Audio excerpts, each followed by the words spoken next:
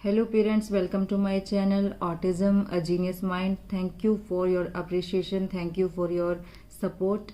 आप लोगों के बहुत सारे सवाल हैं और मैं कोशिश करती हूँ कि आप सब लोगों के सवालों के मैं आंसर करूँ।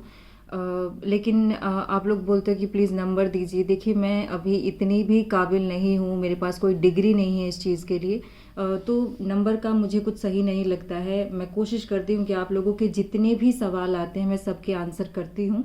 और आप लोगों का एक बहुत ही कॉमन क्वेश्चन है जो सब पूछ रहे हैं कि विराज को लैंग्वेज डिसऑर्डर है, फिर भी वो बोलता कैसे है, उसने बोलना कैसे सीखा। तो आज मैं इसी के बारे में बात करूँगी, डिटेल में बात करूँगी कि शुरू से मैंने विराज को कैसे बोलना सिखाया। शुरुआत में वो सारी चीज़ों को रटता था, हर चीज़ को। आपने बोला कि मम्मी बोलो, पापा बोलो, हालांकि वो बोल देता था, पर उसको ये नहीं पता था कि कहाँ मम्मी है कहाँ पापा है। और कुछ भी बोलता था, उसे किसी चीज़ का मतलब नहीं पता था, तो वो जस्ट वोकल इमिटेशन करता था, नकल करता था। जो हम बोलते थे हमारी नकल करता था बस। लेकिन उन चीज़ों को कहाँ यूज़ करना है, उन शब्दों को कहाँ पर यूज़ करना है, उनका क्या मतलब है, उसे नहीं पता था। हमारे एक प्रॉब्लम और होती है, क्योंकि हमारी लैंग्वेज कई सारी है, हिंदी इंग्लिश तो ज़रूरी ही है। दूसरा है कि हमारी जो लोकल भाषा होती है, जैसे हमारी हरियाणवी है, तो वो हिंदी का ही रूप, लेकिन फिर भी वो थोड़ी अलग है। एक्सेंट अलग होता है, उसको बोलने का तरीका अलग होता है। तो सबकी यही प्रॉब्लम आती है कि सबकी अपनी एक लोकल भाषा भी होती है और हिंदी इंग्लिश ज़रूरी है। तो हमारी ये प्रॉब्लम होती है कि हम कौन सी भाषा से शुरू करें। तो इसका एक बहुत ही सीधा सा आंसर है, जैसे आप नॉर्मली घर में यूज़ करते हैं, जैसे हम हिंदी और इंग्लिश बराबर यूज़ करते हैं, है ना। अभी मैं बोल रही हूँ, इसमें बहुत सारे वर्ड इंग्लिश के अपने आप ही आ जा रहे हैं, तो बच्चे को आप इसी भाषा में सिखाइए। ये कंफ्यूज नहीं होना है कि हम मुझे ये भाषा यूज़ करनी है कि ये भाषा यूज़ करनी है। जो आप अपनी भाषा यूज़ करते हैं, अब मैं बात कर रही हूँ तो अपने आप ही इंग्लिश के कुछ वर्ड्स आ रहे हैं और वो हमारे आ ही गए हैं लैंग्वेज में। क्योंकि आप कहीं भी देखिए, स्कूल में जाओगे, वहाँ पर भी ज़्यादातर स्कूल में ऐसा माहौल मिलता है कि दोनों कहने को वो इंग्लिश मीडियम स्कूल है, लेकिन हिंदी और इंग्लिश उनकी बराबर चलती है। तो पहले अगर आपके दिमाग में यह कि हम अपने बच्चे को कहाँ से शुरुआत कराएं, तो आप एक काम करिए, जैसे वर्ड्स आप बच्चे को देते हैं, फ्रूट्स के नाम सिखाएंगे आप, वेजिटेबल के नाम, तो वो आप इंग्लिश में सिखाइए। क्योंकि बच्चा हिंदी अपने घर से भी पकड़ लेगा, तो आप इंग्लिश में सिखाइए। क्योंकि स्कूल में पढ़ाई इंग्लिश मीडियम है, लेकिन जब कम्युनिकेशन आता है तो दोनों भाषाएं साथ चलती है। तो ये हमारी एक बहुत बड़ी प्रॉब्लम है, और हो सकता है आपको इसका आंसर मिला हो शायद। तो आप ऐसे सिखाइए बच्चे को। मैंने विराज को कैसे सिखाया, तो ये कई सालों से ये चीज़ चल रही है और अभी भी मैं उसको सिखा रही हूँ। अभी भी वो बहुत गलतियाँ करता है बोलने में। शुरुआत में मैंने बताया कि वो हर चीज़ को रटता था, फिर मुझे समझ आया कि इसके जो वर्ड्स हैं उनको मीनिंग नहीं मिला है अभी तक। तो मैंने उसको मीनिंगफुल वर्ड देने शुरू किए। जब मैंने विराज की स्पीच थेरेपी शुरू की थी, तो वो मैम बहुत पॉजिटिव थी विराज को लेकर के, और वो कहती थी कि आप इसको कार्ड्स दिखाइए, कार्ड दिखा के पढ़ाई कराइए। लेकिन कार्ड्स देख करके वो नहीं पढ़ता था। मतलब थोड़ा बहुत कुछ सीखा उसने, लेकिन उसका इंटरेस्ट नहीं था किसी भी चीज़ को देखने में।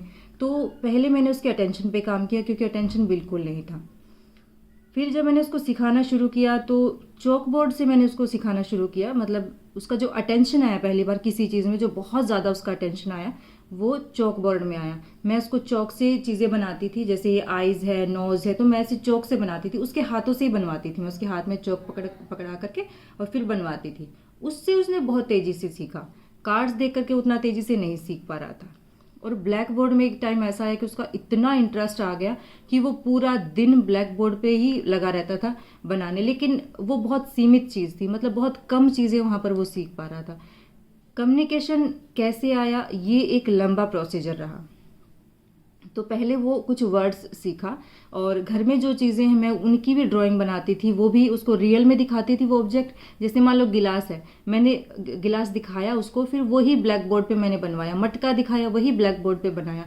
तो घर में जितनी भी चीज़ थी, घर में जितने ऑब्जेक्ट थे, पंखा है, और मैं कलरफुल चौक ले आई और उससे मैंने जो है सिखाया। जैसे मेरे घर में मेरे घर का जो थीम है पूरा ग्रीन है, तो पर्दे हैं, तो मैंने ग्रीन पर्दे बनाए, ग्रीन कलर करती थी चौक से। कोशिश करती थी कि मिलता जुलता डिज़ाइन बनाऊं, ताकि वो थोड़ा सा उस चीज़ को सिमिलरिटी जो उनके बीच में है वो उसको समझ पाए। तो इस तरह से मैंने शुरुआत में उसको वर्ड्स की विकेबलरी दी, लेकिन वो बहुत कम चीज़ थी। अब आप लोग बार बार एक चीज़ पूछते कि हमारा बच्चा बहुत एकोलेलिया करता है या कुछ शब्द है उनको बोलता रहता है। विराज भी ऐसे ही करता था। उसको जितने शब्द पता थे वो बात तो नहीं करता था, और जब हम उसको आवाज़ लगाते थे बहुत कुछ सेकंड्स के लिए उसका अटेंशन आता था, लेकिन जो उसके दिमाग में है वो सारा दिन उनको बोलता रहता था। सारा दिन वो चीजें बोलता रहता था जो उसको पता है। उसको पता है कि मटका है तो बोलता रहेगा मटका मटका, आइज आइज, तो वो पूरा दिन उन चीजों को बोलता रहता था। अगर आपका बच्चा ऐसे बोलता है तो आपको डरने की जरूरत नहीं। ये पहला स्टेप है बच्चे का बोलने की तरफ। ये पहला स्टेप है जब वो कुछ बोल रहा है, क्योंकि उसके आसपास के जो चीजें हैं उसके आसपास, वो उनको अभी उनसे कनेक्ट हो रहा है। ओके, तो पहले मैंने उसे बहुत सारे वर्ड्स दिए, पहले मैंने उसको बहुत सारे जो आसपास में जो चीजें थी उसकी उसके पास इतने शब्द थे कि वो अपने आसपास की सारी चीजों को जानता था। तो जैसे उसको पानी का पता चल गया, उसको पता है कि पानी है वो मुझे गिलास में मिलेगा, तो गिलास में पानी दो, प्लेट में खाना दो। पहले हम एक वर्ड से शुरुआत करेंगे, फिर हम उसको 2 वर्ड पे लेके आएंगे। जैसे अगर बच्चा बाहर गया हुआ है, घर चलो, घर भी बताएंगे कि ये हमारा घर है, घर चलो। तो इस तरह से पहले उसको 1 वर्ड, फिर 2 वर्ड, फिर हम 3 वर्ड पे लेके आएंगे। लेकिन मैंने पहले भी एक वीडियो में ये चीज बताई थी कि ये सवाल जवाब करने का टाइम नहीं है आपका। ये जो टाइम है, जब वो 1 वर्ड बोल रहा है, जब वो 2 वर्ड बोल रहा है, जब वो 3 वर्ड बोल रहा है, जब वो सेंटेंस बोल रहा है, जब वो पूरी तरह से सेंटेंस अपने तरीके से बोलना शुरू कर दे, सवाल जवाब हम उसको बाद में सिखाएंगे करना। अब नेक्स्ट चीज ये है कि बच्चे को सवालों के जवाब कैसे देना सिखाए। जब हम विराज से पूछते थे खाना खाना है, तो वो 2 बार आंसर करता था, खाना खाना है, खाना खाना है, पानी पीना है, पानी पीना है, पानी पीना है। तो हम समझ नहीं पाते थे कि वो हमारे सवाल को ही यूं का यूं रिपीट कर रहा है कि वो आंसर कर रहा है। अब आंसर कैसे करना है, उसके जो हम सवाल करते हैं उसका हमें आंसर कैसे निकलवाना है, वो मैं आपको बताती हूँ। बच्चे को हाँ और ना का मतलब समझाना। पहले हम बच्चे को हाँ और ना का मतलब समझाएंगे। तो हमने पहले विराज को हाँ और ना का कॉन्सेप्ट क्लियर कराया। जब हम उससे पूछते थे खाना खाना है, यस या नो, हाँ या ना, पानी पीना है, यस या नो, घर चलना है, यस या नो, तो हम उसे हमने यस और नो, मतलब सवाल पूछने के बाद हम बोलते थे यस या नो। उसको ये चीज समझ आ गई और अब उसका आंसर करने का तरीका बदल गया। हम पूछते खाना खाना है, हाँ हाँ खाना है, खाना है, पानी पीना है, हाँ पानी पीना है, हाँ हाँ। तो उसका जो सवाल जो हम सवाल करते थे वो उस चीज का आंसर करने लग गया। और हर चीज का आंसर पहले उसने हाँ और ना में करना शुरू किया, ना कि परफेक्टली जैसे एक नॉर्मल बच्चा आंसर करता है वो वैसे आंसर नहीं करता था, वो बस हाँ और ना में आंसर करता था।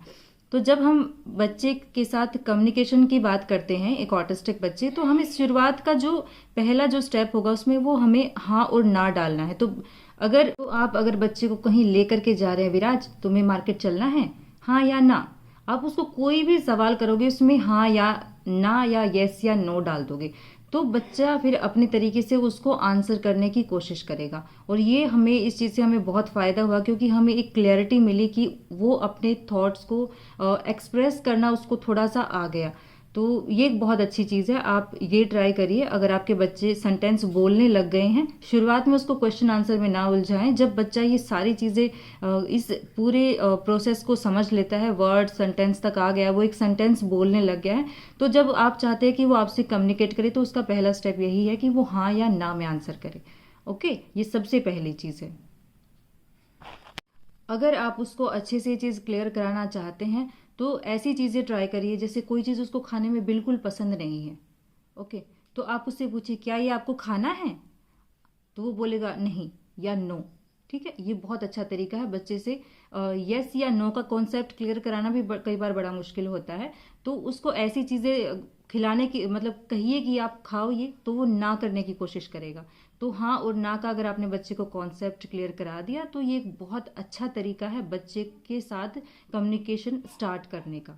कम्युनिकेशन बच्चे का बहुत देरी से शुरू होता है, नॉर्मल बच्चों के साथ ये बहुत जल्दी शुरू हो जाता है, क्योंकि बच्चों की रिसेप्टिव लैंग्वेज तो आ जाती है लेकिन एक्सप्रेसिव लैंग्वेज बहुत देरी से आती है। विराज अभी भी बहुत सारी गलतियां करता है बोलने में। जैसे एक दिन वो बाहर देख रहा है, खिड़की से बोल रहा है आज दिन है, उसको बाहर लाइट दिख रही है, वो कहना चाह रहा था कि अभी दिन है, लेकिन अभी की जगह वो आज ही। अब इसमें एक चीज और है जो बहुत ही इम्पोर्टेंट रोल प्ले करती है बच्चे के बोलने में, कम्युनिकेशन में, वो है बच्चे की इमोशन की समझ, क्या आपका बच्चा आपके प्यार को, आपके गुस्से को, आप उसको डांटते हैं, इन सब चीज़ों को अच्छे से समझ लेता है?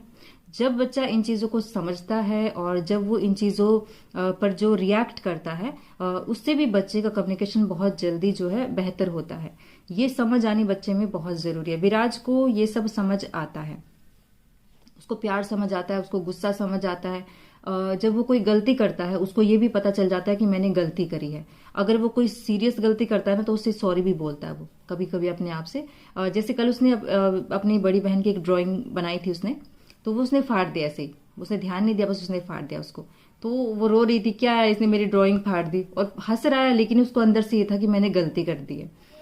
जब मैं उसे कभी डांटती हूँ कि तुम मम्मा की बात नहीं मानोगे, तो वो कहता मानोगे मानोगे, हालांकि वो कहता है कि मानूंगा। वहां वो समझ रहा है उस चीज को कि मैं डांट रही हूँ, और वो मुझे पलट के यही बोलना चाह रहा है कि मैं आपकी सारी बात मानूंगा। लेकिन मैंने बोला कि मेरी बात नहीं मानोगे, तो कहता है मानोगे मानोगे, मतलब मैं मानूंगा। तो ऐसी छोटी छोटी वो बहुत सारी गलतियां करता है। इमोशन की समझ होना बच्चे में बहुत जरूरी है, क्योंकि उससे बच्चे के, चाहे वो बोलने में गलतियां कर रहा है, लेकिन उसका जो बिहेवियर है वो बहुत पॉजिटिव हो जाता है। वो गलतियां नहीं करता जो गलती उसने करी है, या उसको कोई भी चीज करने से पहले उसके दिमाग में आएगा कि मैं अगर गलती करूंगा तो मम्मा नाराज हो जाएगी, या मैं कुछ गलती कर रहा हूं।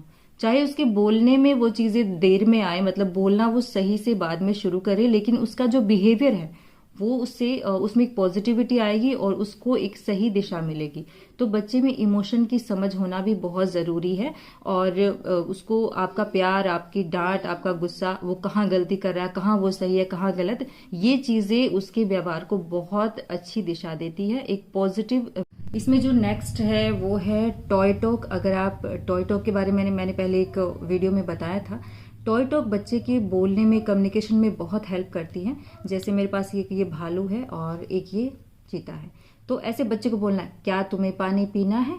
हाँ मुझे पानी पीना है, मुझे प्यास लगी है। तो इस तरीके से आप दो टॉय लोगे और उनकी आपस में बात कराओगे। बच्चे को टॉय टॉक बहुत पसंद आती है, और आप इसके थ्रू उसको सब कुछ सिखा सकते हो कि इनकी लड़ाई हो गई ये तो बुरी बात है, इस तरह से ये साथ में खाना खा रहे हैं ये अच्छी बात है।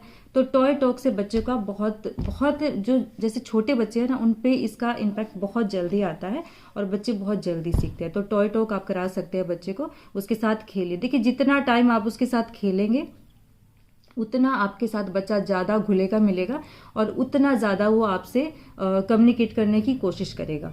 तो बच्चे के साथ जरूर खेलिए। इस तरह के छोटे छोटे गेम आपको बच्चे के साथ बैठ के खेलने हैं, और उसको एक अनकंफर्टेबल आपको उसको फील नहीं कराना है, उसको एक कंफर्टेबल माहौल में उसके साथ खेलना है। मैं विराज के साथ, इनके साथ भी खेली हूँ, उसके साथ बैठ के मिट्टी में भी खेली हूँ।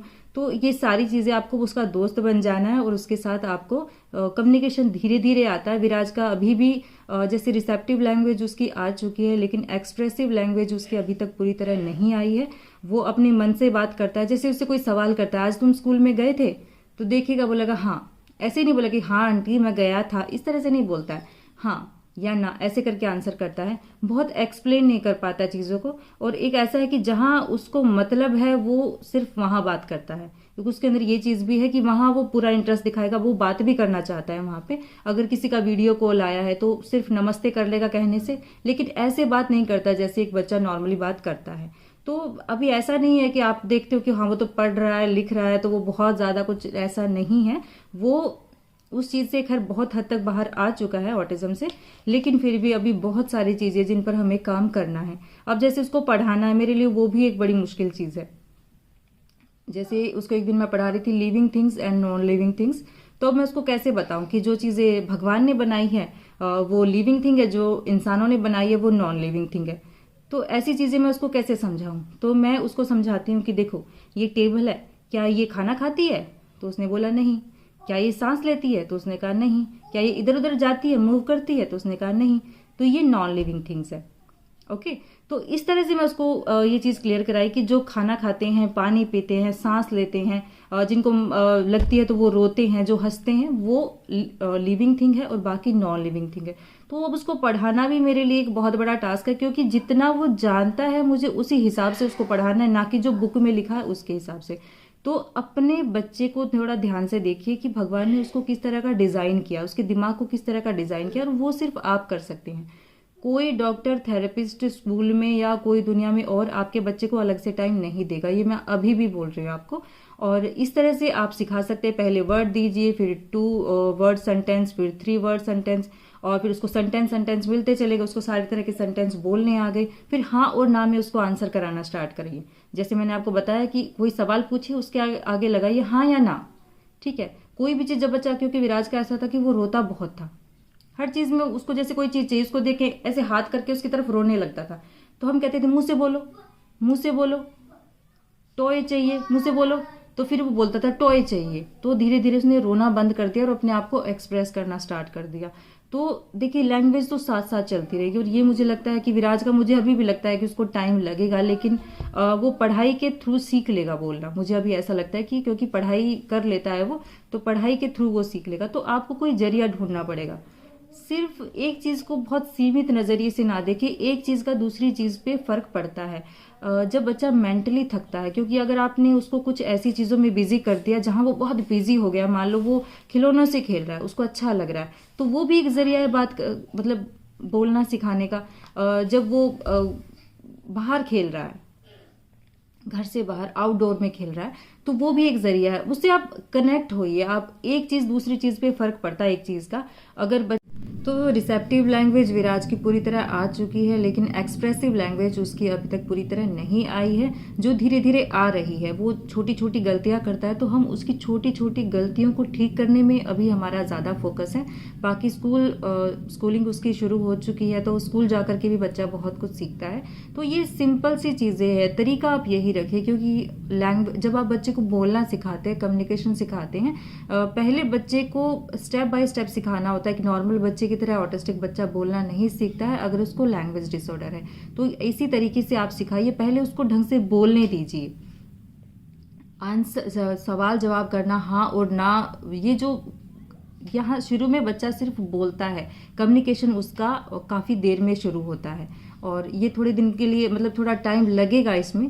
तो ऐसे आप शुरू कर सकते हैं और बच्चे को ऐसे आप बोलना सिखा सकते हैं।